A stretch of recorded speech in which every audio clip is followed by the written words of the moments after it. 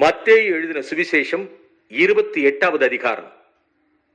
ஓய்வு நாள் முடிந்து வாரத்தின் முதலாம் நாள் விடிந்து வருகையில் மகதலேனா மரியாளும் மற்ற மரியாளும் கல்லறையை பார்க்க வந்தார்கள்.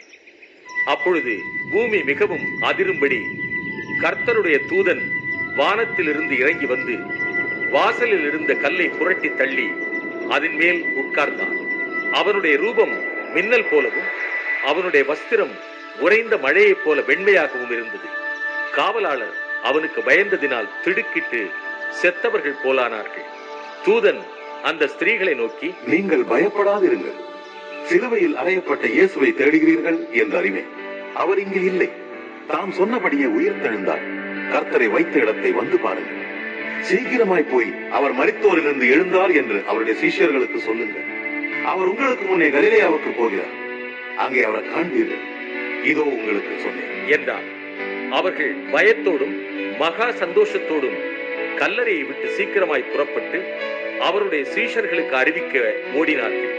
அவர்கள் அவருடைய சீஷர்களுக்கு அறிவிக்க போகிற போது இயேசு தாமே அவர்களுக்கு எதிர்பட்டு வாழ்க என்றார்.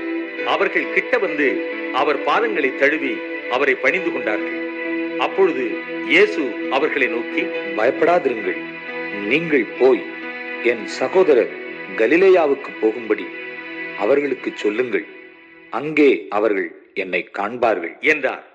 அவர்கள் போகையில் காவல் சேவகரில் சிலர் நகரத்துக்குள்ளே வந்து நடந்த யாவற்றையும் பிரதான ஆசாரியருக்கு அறிவித்தார்கள்.